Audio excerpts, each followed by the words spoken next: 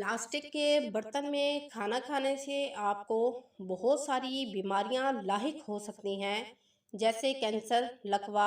तो इसलिए आप प्लास्टिक के बर्तन में खाना खाने से परहेज़ करें। जब आप चाय बनाएं और चाय बनाने के बाद जब आप चाय कपों में डाल दें, तो इससे जो बची हुई पत्ती होगी वो आप अपने घर में जो पाली हुई मुर्गियां हैं उनको डाल दें, तो आपकी मुर्गियां रोज़ाना अंडे देंगी। अगर आपकी मुर्गियां अंडे नहीं देती तो आप रोटी में चाय की पत्ती डालकर वो रोटी उनको खिला दें, तो आपकी मुर्गियां रोज़ाना अंडे देना शुरू कर देंगी। अगर आप पर बहुत ज़्यादा मोटापा आ गया है तो आप इमली और आलू बुखारे की चटनी बनाकर रोज़ाना खाएं, तो आप पर मोटापा कभी भी नहीं आएगा। अगर आपको किसी जगह पर चोट लगी है और वहाँ पर आपको सूजन आ गई है, तो आप उस सूजन वाली जगह पर पान के पत्तों को रगड़ दें, तो वहाँ की सूजन हमेशा के लिए ख़त्म हो जाएगी और दर्द भी ख़त्म हो जाएगा।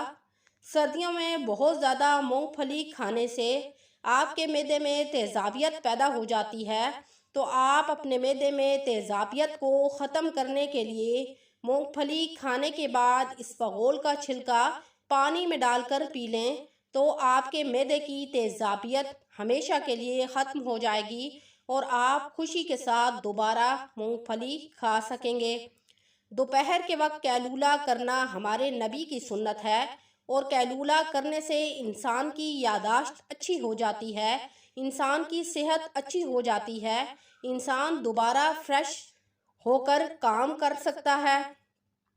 सुबह जब भी आप मुंह धोने लगें तो इस पानी में एक अदद नींबू का रस डाल दें और एक चम्मच अर्के गुलाब की डालकर इस पानी के साथ अपने चेहरे को धोएं, तो आपका चेहरा खूबसूरत हो जाएगा और दिन भर फ्रेश रहेगा। अगर आपको अचानक हार्ट अटैक हो जाए तो आप फ़ौरन अदरक काट कर इसको अपनी ज़ुबान के नीचे रख लें, तो आपकी खून की सर्कुलेशन ठीक हो जाएगी और आप हार्ट अटैक से बच जाएंगे। ये बहुत ही मुफीद नुस्खा है। डॉक्टर के पास जाने से बेहतर है आप इस नुस्खे पर गौर व फिक्र करें।